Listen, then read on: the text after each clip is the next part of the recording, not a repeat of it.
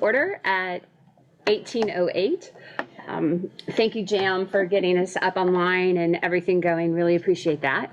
Our first item is an agenda review. Does anyone have anything that they see that they need to move around or any adjustments that need to be made? No. I just want to say something to sort of lay some groundwork for this evening. Sure. One of the things for the strategic plan is that we have made a vow, should it be passed, to run more efficient meetings. I would add efficient and effective. I thought effective might be a good word to edit with. And in light of that, I just want to make a few notes about what's going to happen this evening. The strategic plan will guide all of us going forward, and we're hoping that we will be able to approve it this evening so that the school-based building can happen as in the weeks prior to school starting and throughout the school year. Wanted to say advance thanks to everyone who worked on this, and huge thanks to all the people who gave input in the various forums that we had and just from talking to everyone on the street. The second is there will be results of a parent survey from the spring of 2023 that went out in May. Will be discussed. This survey is an extension of the strategic planning survey that happened in the spring of 2022, but it focused more on the costs associated with the cost of doing business and being a student in our district. I think that would be the best way to describe it. That survey will be used to guide the strategic planning process going forward. It will be available to all the building level work, and it will be discussed during the committee report portion of this evening. So that's why you don't see it listed specifically. It will be under committee reports. The third item of business is a new hire for the SAU, and we are hoping we need an up or down on that this evening. For all of these discussion points, we are limiting the presentation to 10 minutes and hoping to have the discussion be 20 minutes. And just really trying to stay to that and hoping that everyone did some advanced reading so that you can come to the discussion with questions and take the pressure off Jay to go over every detail of the strategic plan, and off Ben, who will be presenting the survey results, to go over every detail of that, because it was 69 questions, and take some pressure off Jamie or Jay, who will be presenting about the new hire. So just kind of wanted to put that out there as we start. And as that was said, any comments from the public? Hi, Linda. Our one in-person person. No one online. No one online. Okay. So moving right along, Jay and the strategic plan.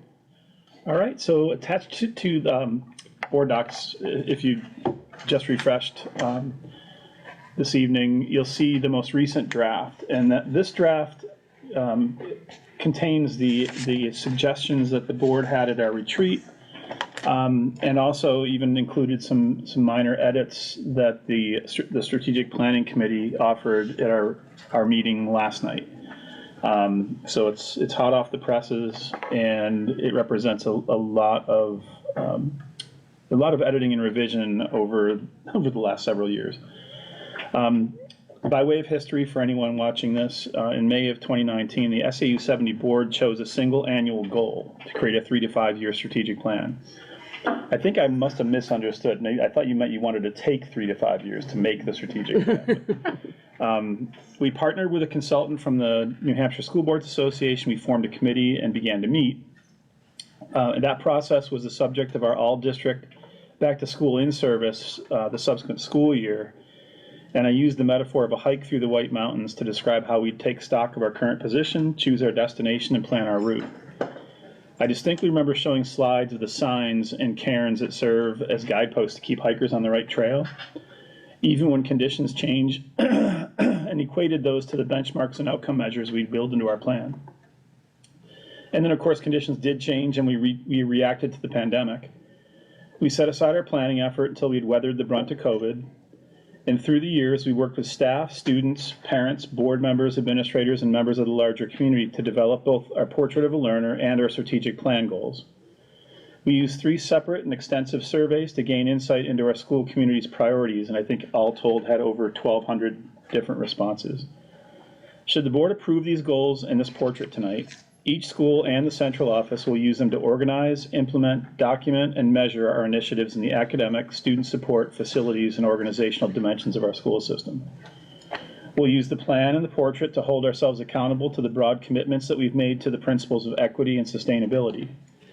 We will also use the plan to coordinate and align the substantial work that we've already accomplished, including our equity policy, the Hanover High School Climate Action Plan, school-based planning efforts, and the reliable and thoughtful work of our longstanding institutions such as Council, CSDC, and each of our schools' deliberative bodies. In the weeks ahead, we'll generate specific time-bound strategies that will set the course moving forward. And I echo Lisa's thanks to everybody who took time to share in the effort, whether it was serving on one of the committees or simply filling out a really lengthy survey. And that's really it. You've seen the goals many times. I believe that Ryan attached a link to, it's not live yet, but it's a draft of what some of the content will be on our strategic planning page on the website. It's just about ready to go. The strategic plan steering committee gave me some suggestions for some edits on graphics and so forth, which we'll incorporate.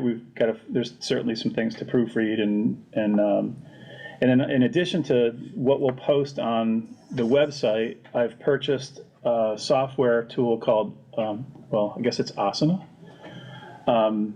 which is really a project management tool. It's used in a lot of public and private organizations, and so far I'm really excited about it. It's going to be both a tool for us to communicate in terms of carrying out various tasks, but also to keep a running record of how we're proceeding against our goals.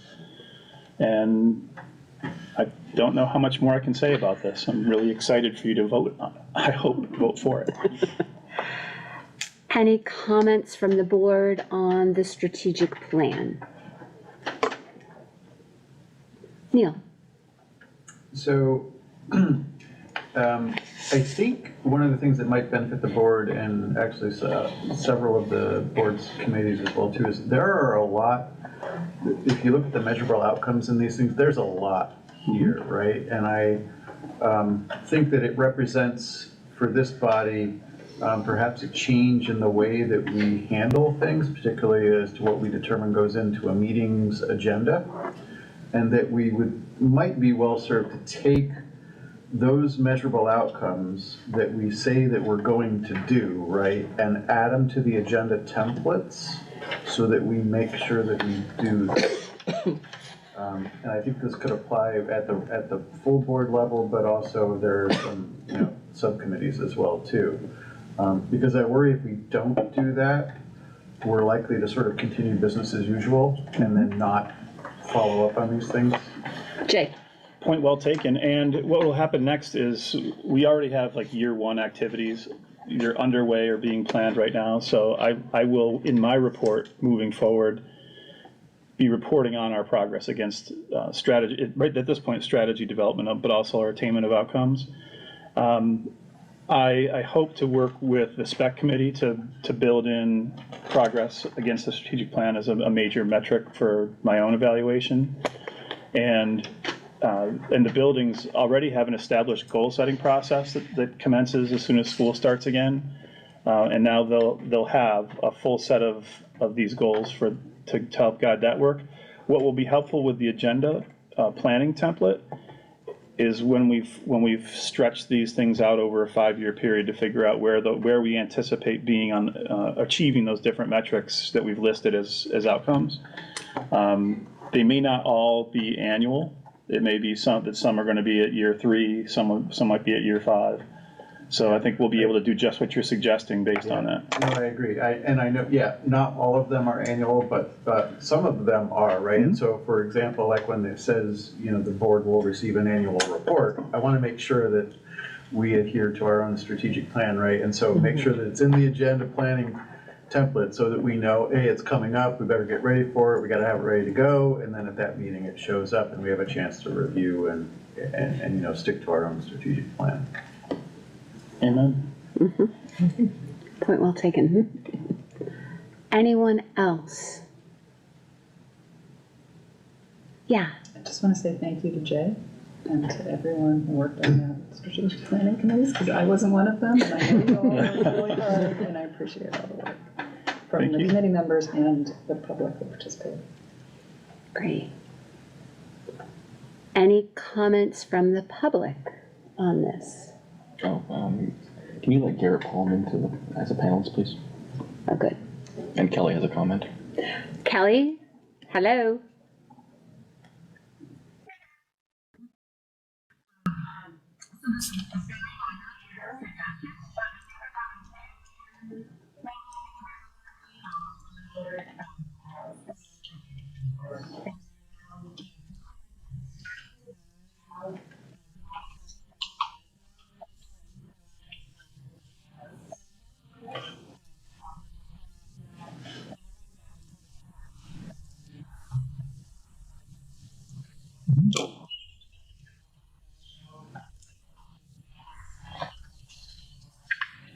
Yes.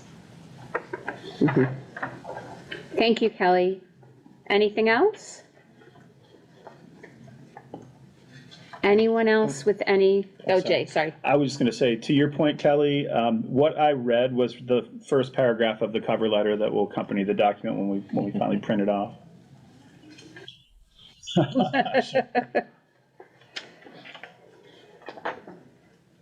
Yes, Kim.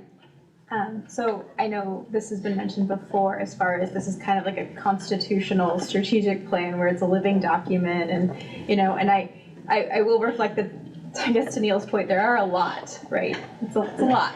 And so I guess what I'm saying is I'm open to hearing as we kind of continue through the monitoring and if we need to tweak or condense to, because, you know, there are similar themes that kind of exist in a couple of the pillars, right? Professional development, for instance, or others. Just if I guess what I'm saying is I'm open to some consolidation as we kind of live and learn this. Yeah. Or possibly some measures aren't very measurable at all. Yeah, or yeah, I guess Yeah. I'm open-minded to Right. adjust it. Yeah, I think that's a good reminder. It is a living document and we should feel free to change or to adjust as needed. So, Ben. I think the academic one has a goal like that, like the ability to change upon consensus, but we should have some of that for the entire thing, not just the academic one. Who's near the bottom? Jay. This is maybe getting into the weeds, but the cool thing about this Asana program is that I have so far set it up so that all the goals are loaded in, and then the goals are assigned to the person, whoever the administrator is in charge of each of the 4 areas. But the system it cuts across. I can't help but think in woodworking metaphors, but like the grain in oak, for example, has grain going all different directions. And so we have a lot of the outcome measures and even some of the goal statements overlap and sort of intertwine. And so I'll be sure to give each group proper credit when they have something that maybe touches both academic and student support. And I'll make sure I work that into my reporting on this too. Yeah.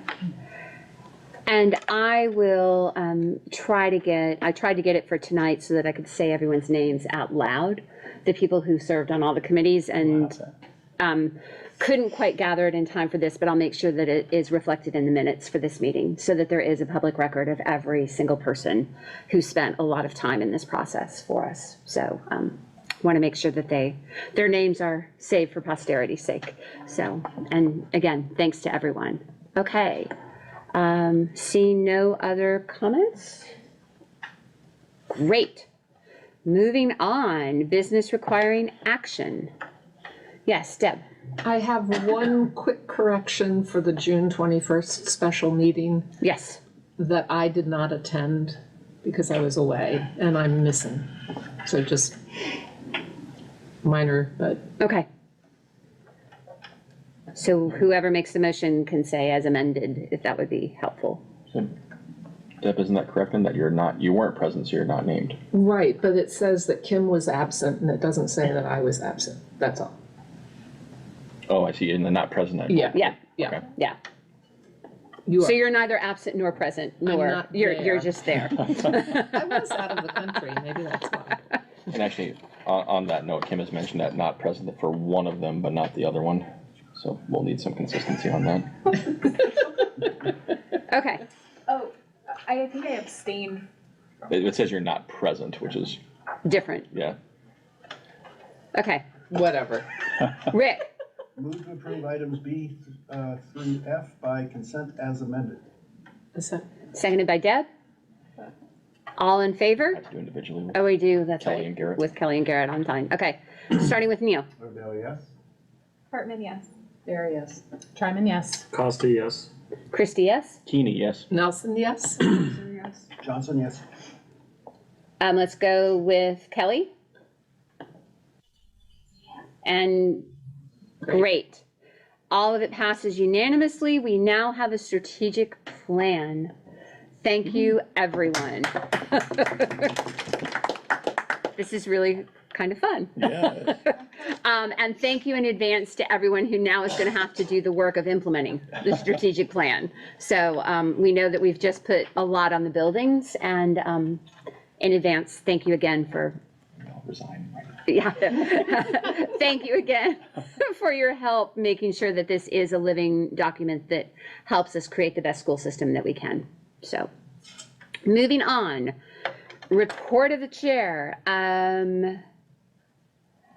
I think now that we're sort of in the middle of August, I just want to say a thank you in advance to all the teachers, staff, parents, students, everyone who's getting ready to prepare for the 23-24 school year. I am really looking forward to seeing what happens this year, and I know there's a lot of work that's going to be happening over the next 3 weeks to make sure that we're ready for the doors to open, and then a lot of work that will be happening over the next 10 months to make sure that the school year succeeds. So just a thanks in advance to everyone who's doing all that work, and we're excited. We're here to help you, so please let us help. And then the other thing, speaking of agenda planning, we are going to have an equity report update at the October SAU meeting. We were going to do it this time, and we moved it to October because there was just a lot on this agenda that felt important and worth discussing, and we didn't want to tire everybody out and have equity get a short shift. So the October 23rd, 24th, I can't remember, 24th meeting, we will have a report from Jay on the work of DEIJ in the schools. So just didn't want to lose that. Okay, next up, committee reports are next. Kind of thought we'd do the superintendent report, but no. Are there any other committee reports besides the defunct costing committee or strategic planning committee survey report? Does anyone have anything to say? Kim, do you want to remind everybody when budget processes get started? I know we haven't met yet, but. Yeah, so I mean, we have our kickoff meeting. We have doodles around to try to figure out the best. I just saw mine. So hopefully we'll have a kickoff meeting in the next couple of weeks. And for the most part, we're looking at a September, all the regular September board meetings to have the board look at and approve board guidelines for the budget. In general, so this is SAU 70, right? So SAU Right. 70 kind of gets approved by the board first because then it gets put into the other district budgets as an allocation. And so it kind of needs to go first, otherwise all the other numbers change. And so SAU will be sooner than the rest. Okay, great. Thank you, Kim, and thank you those committees. That's a lot of work over the next couple of months. Any other SAU level boards that have met? Nothing from Kelly and Garrett. Okay, we are now going to turn this over to Ben, who will be discussing the parent survey that went out in May of 2023. And there's a lot in there, and really want to make sure that people have a chance to ask questions. And what I would most be interested in is sort of what struck people as things that we need to keep in mind or important, or that you have further questions about, because that would be helpful to know. Thank you, Lisa. Given the newly implemented strategic plan, I will be turning on my stopwatch. Go. So as we've all talked about, this was a long survey, for some folks painfully long. It was 69 questions. It was open for about 2 weeks in May. We had responses from 556 parents. And Jay and I will present school-specific findings to each individual school at a later time. There were 31 free text response questions. We got over 2,500 specific, tangible responses from parents, and we thank them for that. Several of those responses were very helpful for us. Some were a little too specific, and Jay and I went through it and redacted things as needed. Several of them were quite funny. Several of them were quite heartbreaking, and I encourage you to read them when you have the time. It is 124 pages, so bring the coffee, but it is fascinating. I hope you would find it interesting. So given the 10-minute time frame and the discussion we'll have afterwards, I'm going to be very overarching. I think the biggest takeaway, which we don't even have to look at a slide to see, is there was a consistent trend for every question that had sort of, is X thing financially problematic in any way? Roughly a fourth to a third, in some cases even 40% of parents said yes, this is financially difficult in some ways, and at some points extremely financially difficult. And I think that, at least for the folks who were administrating the survey, was a lot higher than we were anticipating, given the culture and stereotypes that people probably have about Norwich and Hanover. So I think that's something we need to keep in mind for future things. There were also several comments that taxes are extremely high, and a lot of people feel that way on the anecdotal free text comments, although we do note that the tax rate here on a per dollar basis is actually lower than many of our surrounding communities, so we want to keep that in mind as well. In terms of specific questions of note, like I said, I'm parceling this down from 31, so I'm going really 30,000 foot level here. But the vast majority of the parents are here for this, are here because of the schools, either specifically or one of the main reasons. Over 50% said it is the reason.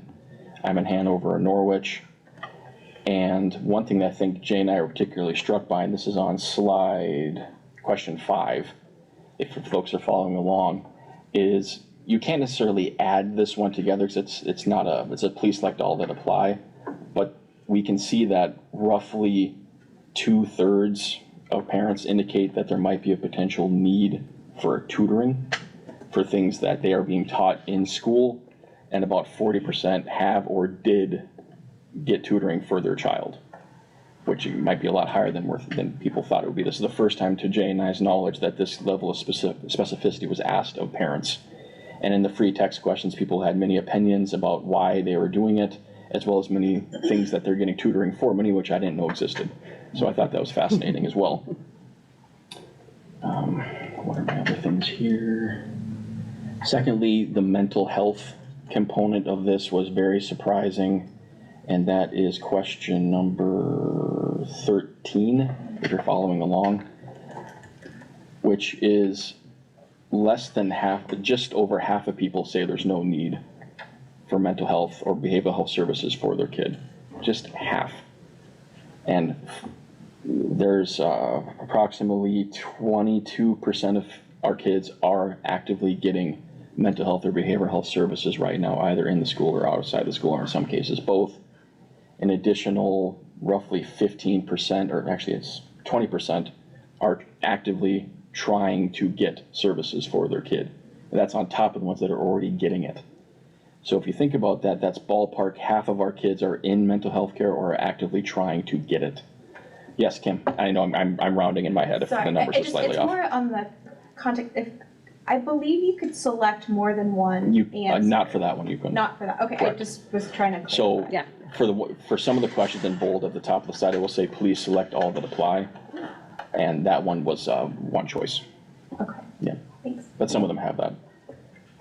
And Lisa has time for questions after the fact as well. Yeah. Additionally, for extracurriculars, we have very high participation rates in extracurriculars, as high as roughly 90% for athletics and a little less than 50% for performing arts. And we had a other category, which meant different things to different people, so I'm not really going to talk about that in detail. And my slide deck just froze. So now I'm going purely by memory here. Jeez. It'll fix. Here, use mine. Thank you.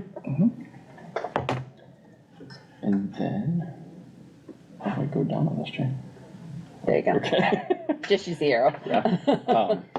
In terms of the actual dollar amount, which is something that the board suggested we added after the initial presentation, I think the middle category, and this is one of the later questions, I'm skipping a lot of the stuff in the middle for now for the sake of time, was people estimated ballpark about $500 to $1,000 per year per kid And with a tangible minority doing $1,000+, or in some cases $2,000+, again, per year on top of taxation, with many folks considering that that was too much, both in terms of dollar amount, but also in terms of complexity, in terms of like all the different fees that added up.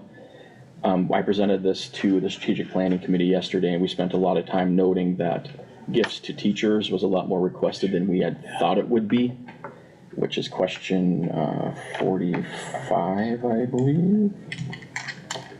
I'm sorry, it's not 45, it 49. is 49, thank you. I'm not getting there yet.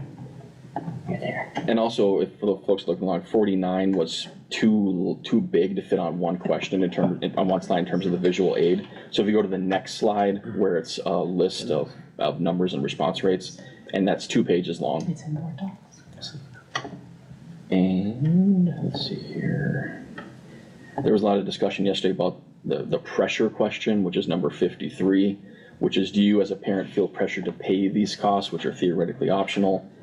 And the biggest source of pressure was from the school community and culture, which you can look at that in a couple different ways. One could be, oh my God, that number is huge, 45% of people are reporting with pressure.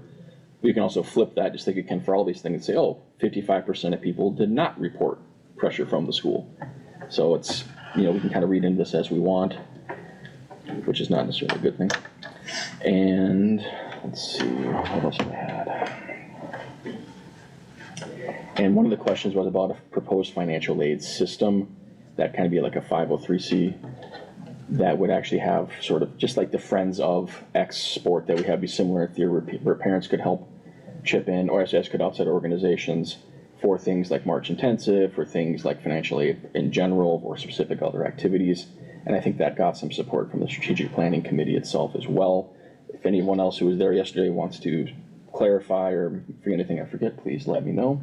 Jay? I think it was 45% of the respondents said that they would contribute to a fund like that, so. Question 59.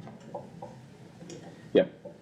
And then with additional folks being, it sounds like a great idea, although they might not contribute. Right. And that one, to Kim's point, is a please select all that applies, so someone could have filled in both or not have answered several. And I think that's probably it for me, for the overarching stuff. Oh.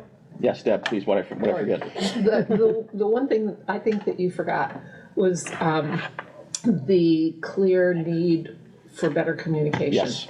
From athletic teams about the cost of the team, from the classroom about field trips way in advance. This is what it will Upfront, cost, beginning of the all year. of that. Yeah. Over and over again, it shows up in the 120 comments. In the free pages. text comments, yes. Yeah, that communication can be better and should be better. Right. And with several powerful stories about like where if I had known this was going to happen halfway through the year, halfway through the sport or something, I wouldn't have been able to do it. And like I said, there's some powerful stuff in there, and I urge us all to read it and keep it in mind, but also noting, of course, that the PowerPoints, which is all the shared questions, is more people, more data than some anecdotes that are powerful, but looking at the quantitative numbers is helpful as well. So that's why we did quantitative and qualitative for those who are in the field. And I think one thing Ben noted yesterday to the strategic planning committee is the breakdown of who answered is sort of, it hits the breakdown of who lives in Hanover, who lives in Norwich, and who lives elsewhere. It also hits the breakdown of the number of students in the high school, the middle school, and the elementary school. And we also talked about the fact that when it is broken down on a school-by-school level, some of those percentages are going to shift dramatically. I mean, for instance, the middle school and the elementary schools don't have a March Intensive, so they should have 0% complaining, talking about the cost of March Intensive. Right. And for those who are looking at the exact numbers of responses on the PowerPoints, if you multiply that by roughly 3.5, assuming it's a normal distribution, all the statistical stuff, which we saw no reason it wasn't, that would lead you to the approximate number of people who theoretically would feel that way or would answer that way. 9 minutes, 49 seconds. Well done. All right. So we are now open to comments and questions from the board, and I think Jay wants to kick us off. I just had one, this is really good information, I think, for us as a deliberative body to just better get to know our community. I thought one of the things that was pretty remarkable was that on question 64, which is the highest educational attainment of a member of your immediate household, almost 53% said doctorate or equivalent. Another 30.25 masters or equivalent. That is so opposite, like the average country. for the country. It's amazing. And one thing to keep in mind in a stat sense, that this is not the same, not necessarily the same population of the people we did last year. There's about 50 plus more people. And someone noted yesterday that on the strategic planning survey from last year, it actually was 88% of people had masters or above. This year it's 83. And so did we get dumber as a community? Was the joke that was Less made. credentialed. Less credentialed. I'm doing a quote. That's not necessarily the same block of people. And so, like, for example, the gender distribution actually changed quite a lot from last year for several possible reasons.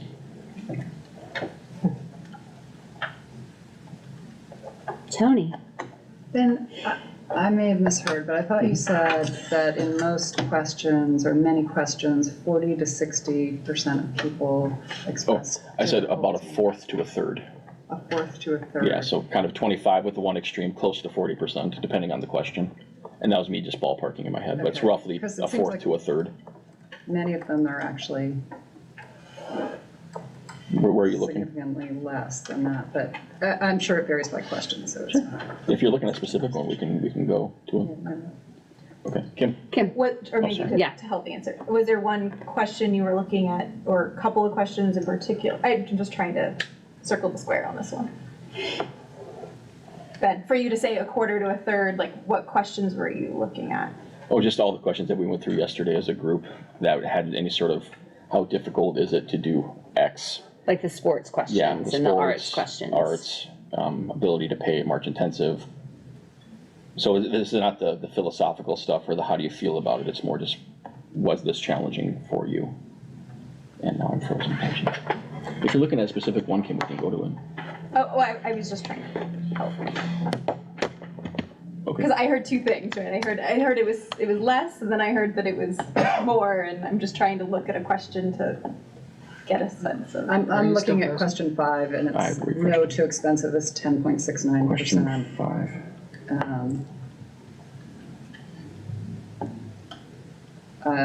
Question 9,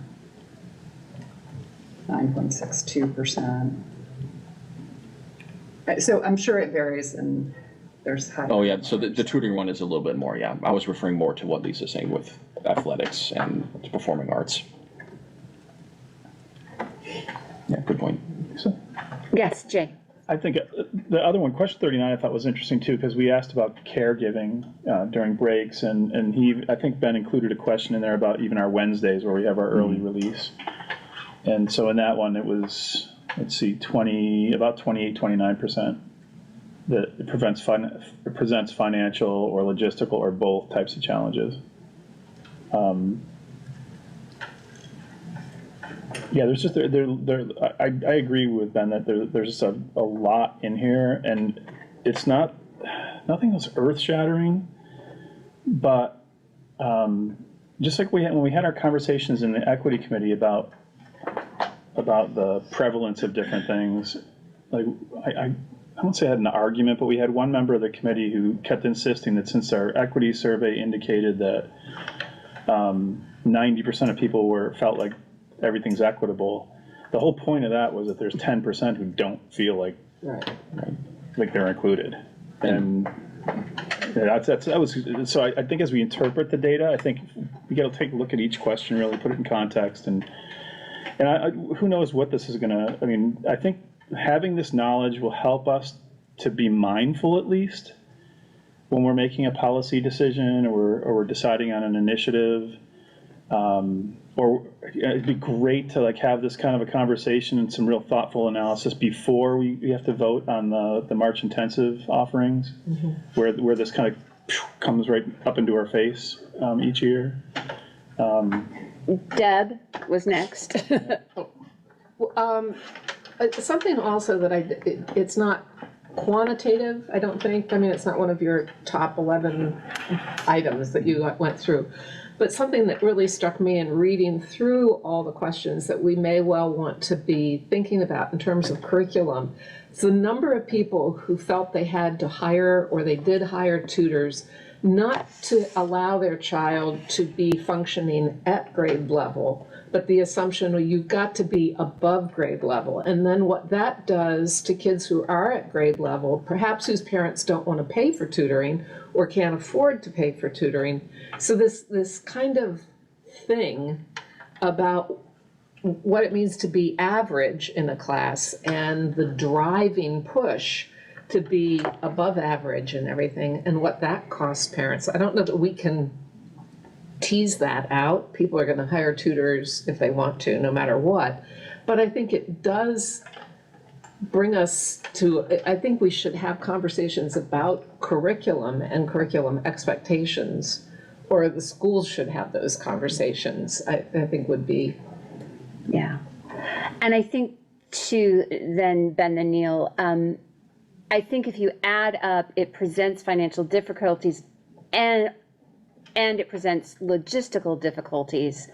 Those are often financially based. Like the logistical difficulty is, in order to afford to live here, I have to work full time, or, you know, like I don't, so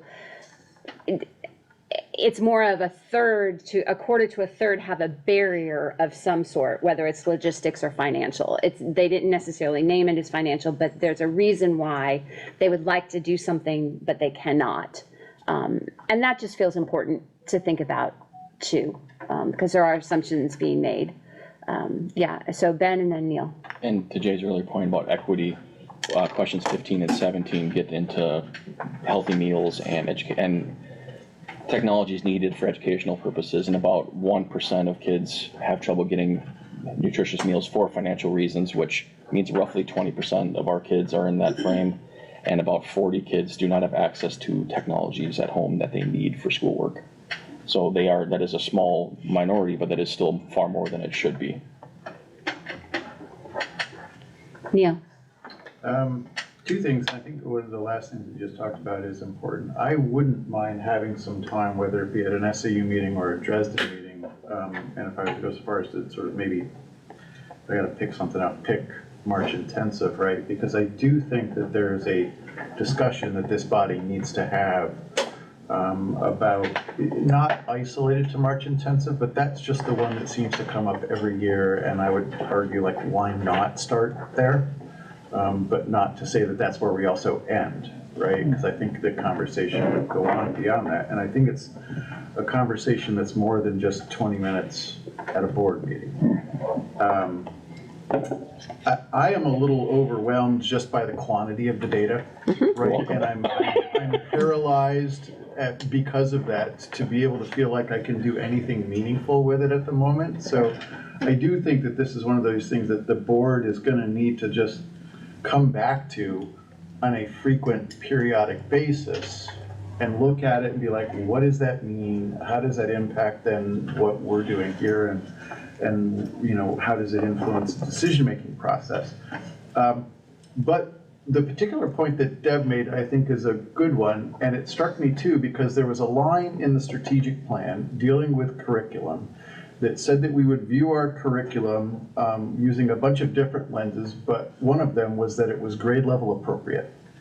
And I keep coming back to a statement that you have made several times, that we have kids going through the system coming out of the elementary grades above grade level, right? So when I look at that in the strategic plan, does that mean, wait a minute, are we changing our current curriculum such that in the areas where it might be, where we might be teaching above grade level, we're gonna bring it down? And coincident with that, is that then the phenomena that's going on in the elementary, middle, and high school for kids getting tutors, is because we're really not teaching at grade level. We're teaching at freshman college level, and that's why, or that is one of the reasons why the tutoring thing becomes then so prevalent in our district. I don't know who had their hand up Well, first. I'm gonna let Jacob first. To the question, I guess to the question, so this is one of the things that in all of our conversations about equity, it's tricky. The statistic I cited from the survey about the educational level of our community just means by its, I mean, when it was a different board, but when we had a retreat and I asked the board to like put their heads down and raise their hand if they were a National Merit Scholar in high school, and everybody just about raised their hand. We're not in a nationwide average community in terms of educational attainment of our parents, and so it's not a big leap that our kids are really strong learners.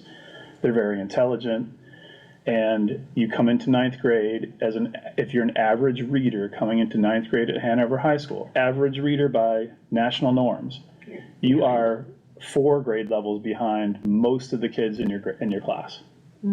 So if you think about that from a self-image perspective, if you want to talk about social emotional, or you think about it in terms of the advantages you'll have later in life, you almost have to make the argument that, yeah, but you're in this place that's really high-powered academically, and so you're going to rise to the level of the people around you, and it's got a net positive effect in the long run. But there is so much that weighs on kids, whether it's keeping up with the sort of socioeconomic status or being able to hang academically. There's a lot more pressure, I think, in a situation like that than in other environments. And yeah, that does have to be a big part of our thinking. But I think that, like, really, can we solve it? This is a national problem. Your zip code, where you live dictates where you go to school.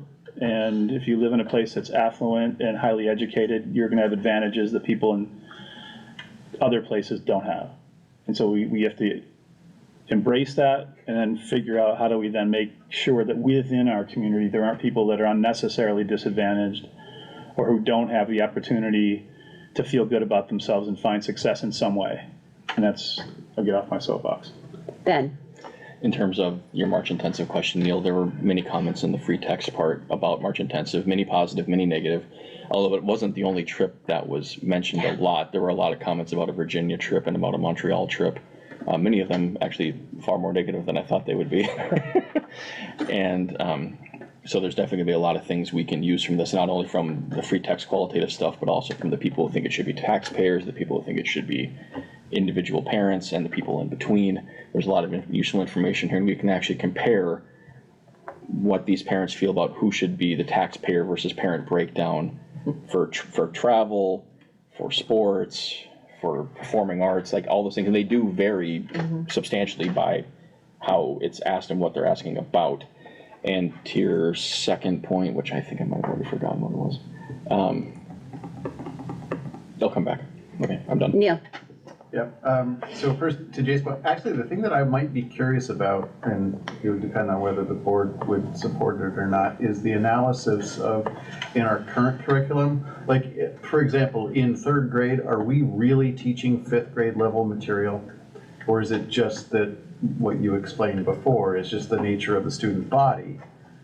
Is it that's where, like, because if that's the case, like if we really are teaching, 5th grade level material in 3rd grade, I mean, that I think is something that we can look at and talk about, right? Versus the softer things, which are, the conversations we have in classroom are really 2 grade levels above, but that's just because that's where the kids are. It facilitates that sort of thing. So, sorry. Well, I was going to, can I answer that one first? To the chair. Well, Yes, go. I was just going to say that's a yes, but, I feel like it's less prevalent than it was when I first got here, but there definitely were classrooms that I visited where they were teaching out of a literal, like a 5th grade book in a 3rd grade classroom. But what we're working on now, I think most of the schools are working on what's called differentiated instruction in one way or another. And that's something that I don't think we really had as much need for, and so it wasn't like a big professional development focus here as it has been in other districts. And what that presumes is that you do have a grade level curriculum, but you have built into your instruction the ability to extend the learning for students that are taking it up quicker and with greater facility, and that you've got built-in supports for students that are struggling with the material. And you're able to handle a mixed ability classroom with content that's grade level appropriate, and then to push the students who are strong learners, are stronger learners. There were a number of comments, if you read through some of the open-ended stuff, that people feel like we need to focus more on students who are gifted and students who are accelerating in the curriculum. And I saw that a lot in some of the responses to the just the parent surveys that the schools do. And that's a tough one. I've had not arguments, but disagreements with former board members about the concept of tracking, for example. That's really a basic tenet in any discussion of equity in most places, but there are folks that feel very strongly that we should be tracking, that there should be the super honors class, and well, even council had this Right. debate. So that's something we got to keep having that debate, and we got to keep talking about, like, what does it mean to essentially segregate learners by aptitude to learn? You know, do you do that? Is it right, or do you detrack and make sure that you're providing that differentiation in the single classroom? Deb. Oh, sorry. You had a second. Oh, yeah, part two. I forgot you had a part B. I forgot Jay did part A. Go Neil. Okay. Part B. And to Ben's point about, so I appreciate, like, I think some of the data in the survey, especially when it got to the philosophical questions about who should cover the costs, I found it interesting to a point, right? I do think that there's a discussion maybe that this board or the Dresden board or Norwich or Hanover should have, right, is what is the purpose of a public school system? Like, what goes along with that responsibility, right? Because to a certain point, I actually don't care what the majority of my town thinks philosophically about whether or not the cost should be borne by taxpayers, because I think it's inherent to the public school system as, you know, Jefferson designed it, right? And here we are in 2024 almost, right? Like, what does that mean? And I think too, with that question, it's one thing to answer it that way on a survey, and it's another thing to actually pay the bill. Right. Your response might Well, vary. your survey went to parents. Yeah. Yes. Yeah. By definition, and, Yeah. and that's one thing to point, is that why parents are obviously a substantial amount of the town. They are I don't know the breakdown exactly, but they're not the majority, obviously. Yeah. But Jay.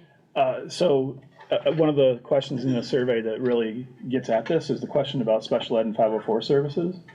Yeah. And because, that kind of gets to the heart of the question you just asked. It's many more parents than I thought reported that they either aren't getting what their child needs, or they're having to pay extra to have extra reading instruction or whatever it is. And question 11. And the difference there is that, like, this federal law, like, mandates that we provide a free and appropriate public education to students with disabilities. It doesn't say that we have to provide the best possible education to our students with disabilities. And so in IEP meetings, there's always a tension between the parents who want comprehensive services, everything from mental health to academic support, and then the school system, which is going to say, well, this is what's appropriate. So there's always, that's a great place to look at that dynamic and think about it, then maybe extrapolate that to the entire system to get to the answer to your question. We have a few more minutes if we're going to stick to our new rule. So Deb. That's fine. I just want to play a little bit of the devil's advocate in response to the concern about tracking. As someone who taught AP English and honors American Studies and worked with enormous amounts of reading and complicated and difficult reading.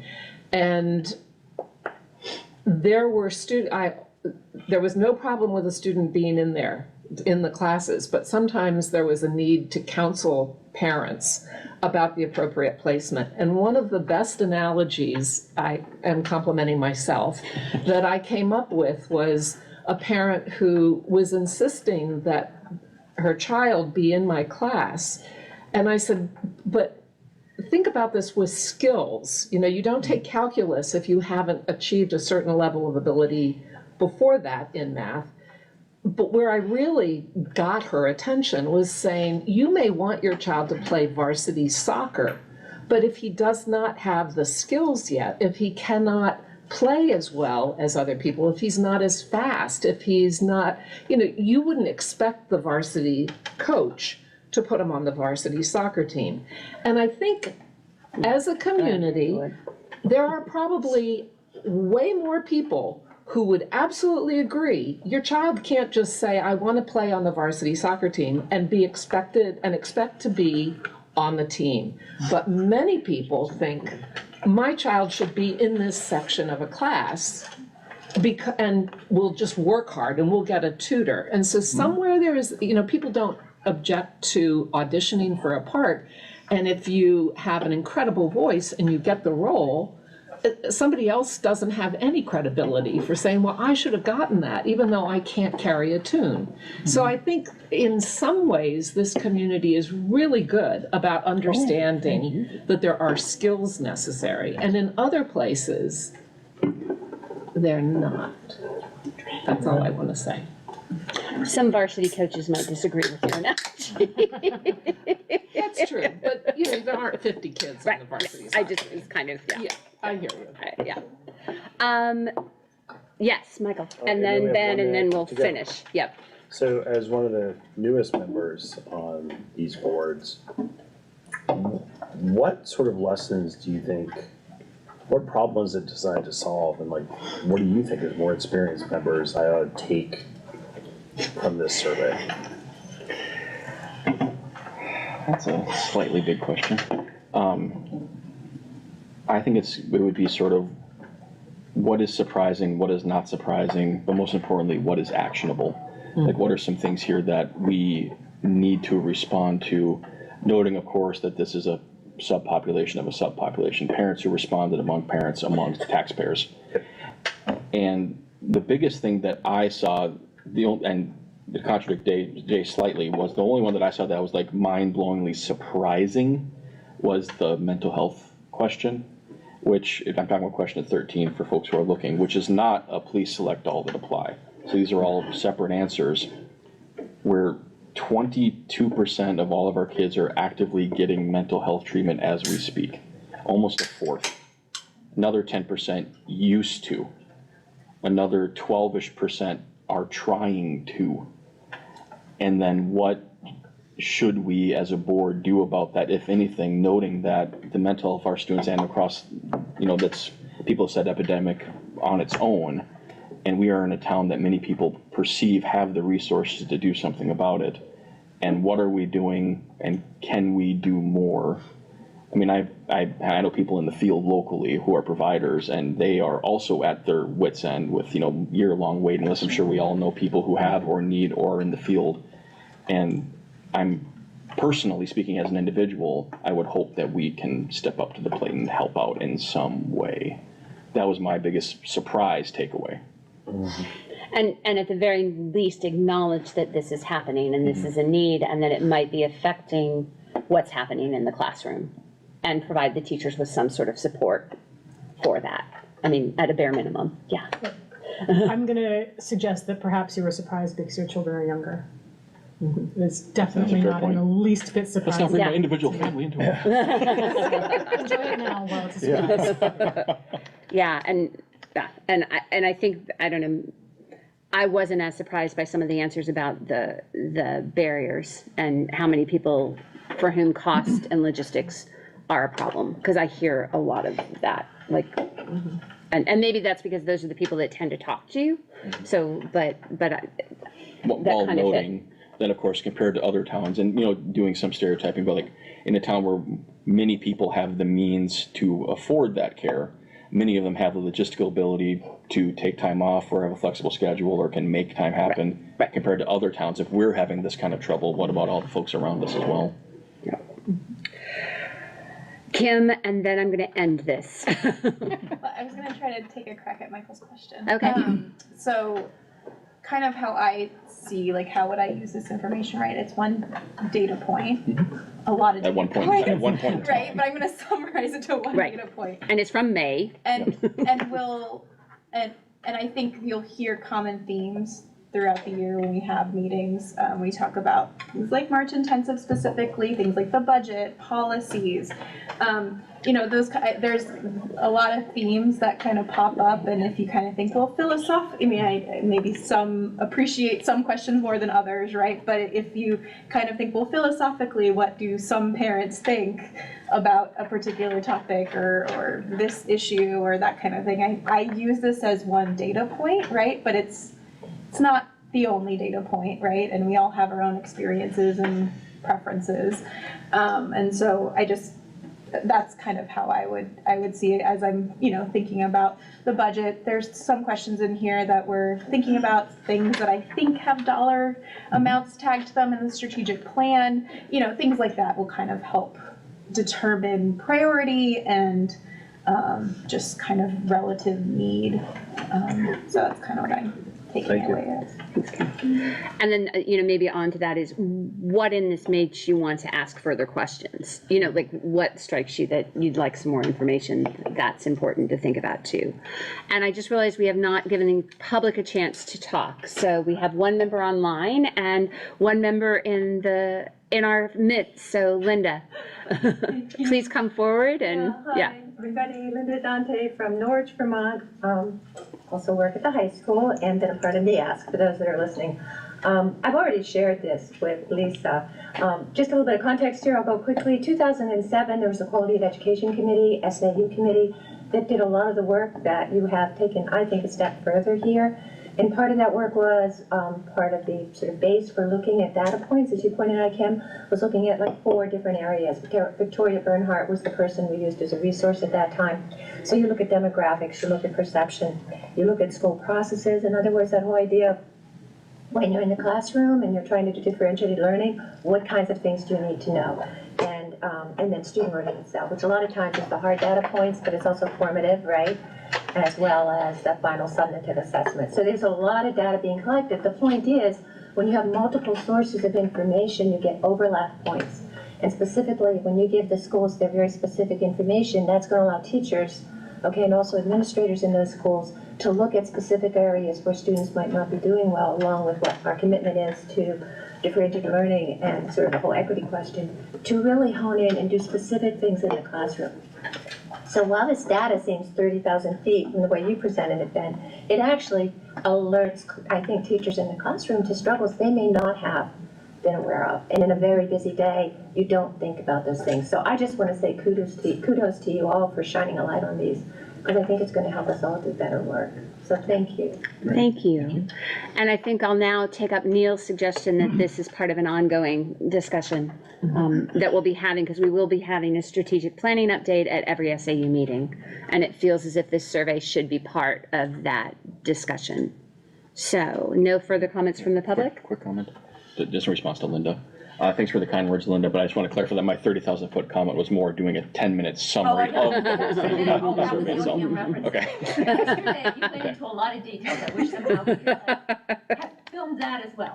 And you know, to that point, last year for the strategic planning survey for last year, which like Jay mentioned, was an entirely different set of questions. Yes. We did have, I think it was called a community forum or something like that, where we invited the public and select board and board members were invited to in this room to have let's talk about this one by one, and I did that, and I think we had roughly 30-ish members of the public, which is far more than we typically get, as we can see, but you know, we wanted even more.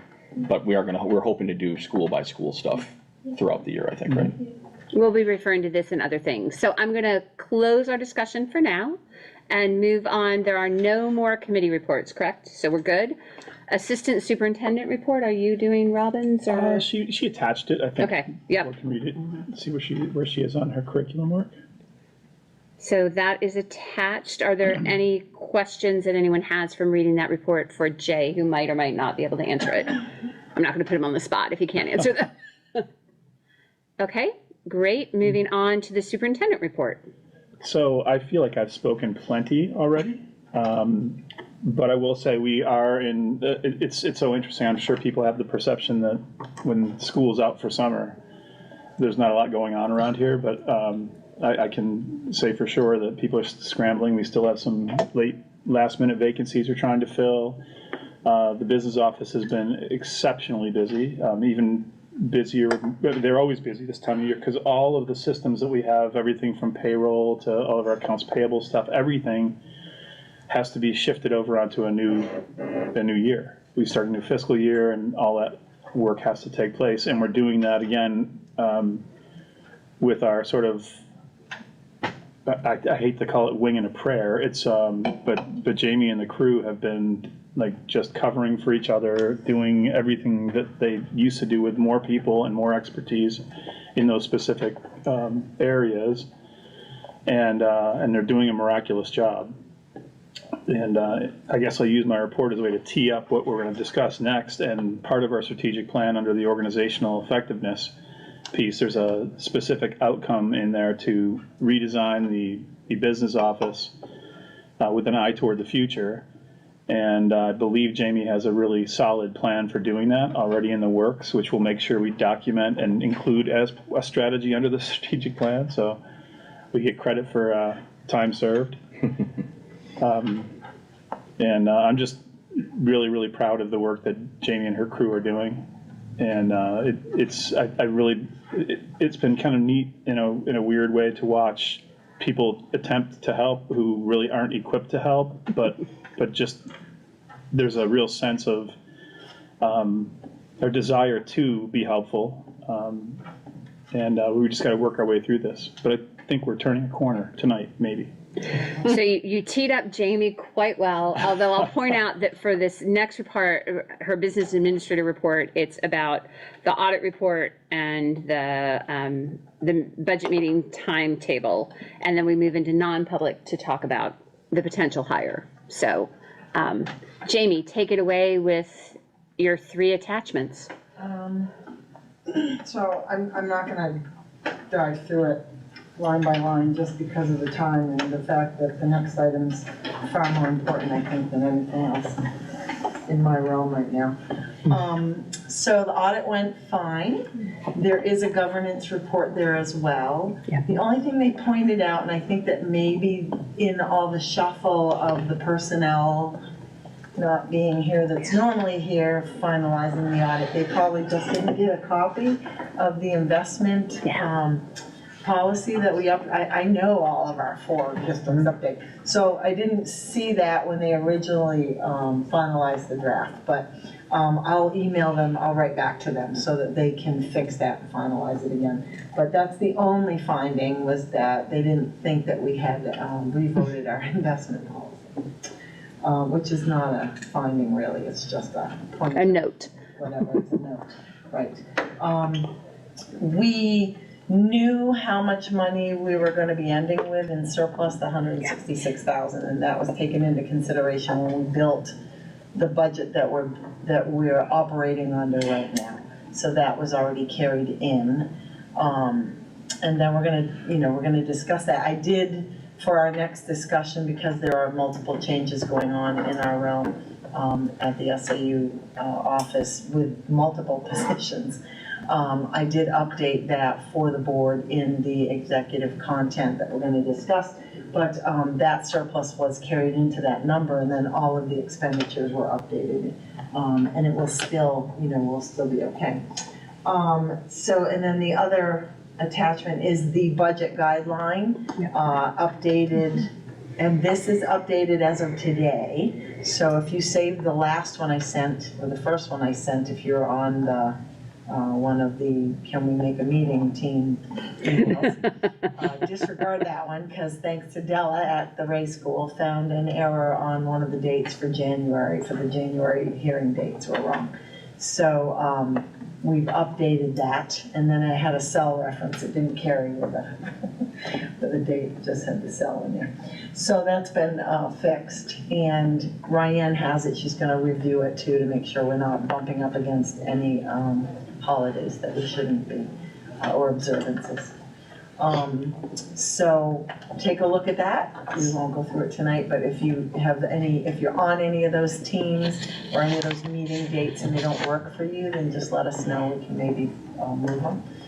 There are doodle polls out. It looks like Hanover will be best suited for next Wednesday from 4 to 5. I sent you an invite for your calendars. Thank you for that. And then right now Dresden is trending for a kickoff meeting on Monday from, I think, 4 to 5.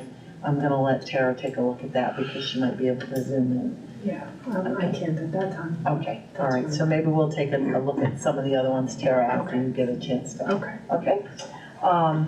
And so that's where we're at on that. I'll get the quick models done for Dresden. To Kim's point, it makes more sense if we have them both done at the same time so that you can reference them when you're looking, you know, to make some decisions on each of the districts. And I could not get Dresden's done before the Hanover meeting, that we're gonna try to do today. I think that's it with regards to that. We'll have some other information to share at those committee meetings that we'll bring back to the board. We'll hopefully have the guideline for Dresden back to Dresden maybe by the 22nd, I'm not sure. We'll see where that comes in at. And then SAU, I've already trued up the last one, so it should be pretty easy to maybe do an early projection of what we're looking at for the next one. So maybe we can have that one too before we, you know, kick off in September. You might be able to have an idea of what that might look like. Because, you know, that one doesn't change a lot, right? Right. It really doesn't. I think most of the personnel changes that we would have been bringing to you have already been brought. So it's just a matter of truing it up and, you know, bringing it one more year out. So it should hopefully be pretty quick to do that. Great. I don't think, SAU doesn't have any projects going on other than, well, actually we do, other than strategic plan, which is awesome. And then the Bureau Veritas report. We were hoping to bring it tonight with them with a presentation, but we couldn't get it finalized, so we're shooting for the 22nd. The night of the 22nd. Just waiting to hear back from them. With a special meeting before the Dresden meeting. Yeah, so they can do a presentation of the reports. Great. Finalize. You know, we're just waiting for them to get back to us, and then our schedules between the three of us were just crazy this summer. Yeah, so just that's a good reminder, just a heads up that there will be a special SAU meeting before the next Dresden meeting for that report, and that's it. That's the only agenda item, so. Thank you. And We'll be sure, I don't think it's a problem if we share those, although there'll be some updates to them because they're still in draft. If we share those with the budget committees at least, so they can have them when they're having a discussion. Okay. I don't care, I would share them anyway, they just, you know, they're in draft. Any questions for Jamie? Deb? Well, this is, it's Jamie, it's maybe not Jamie, but when we have the Veritas presentation, can we let the environmental science absolutely. group at the school know about it? Yep, and the folks with the Sustainable Hanover. Yes. Oh, yeah.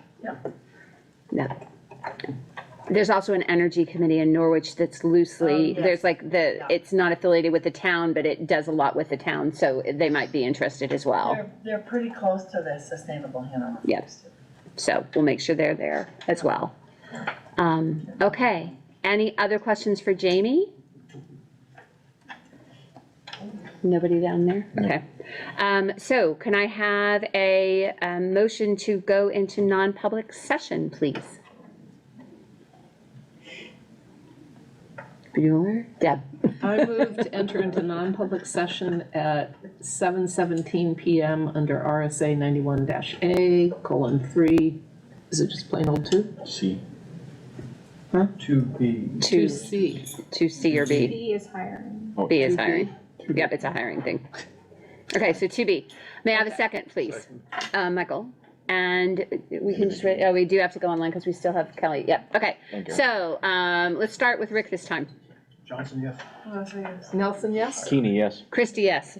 Costa, yes. Simon, yes. Barry, yes. Thank you. Hartman, yes. Odell, yes? Kelly? And Garrett. Great. We will see you in non-public, everyone. And may I have a motion to approve the hiring of the finance director? Lily wants to do it. Lily wants to do it.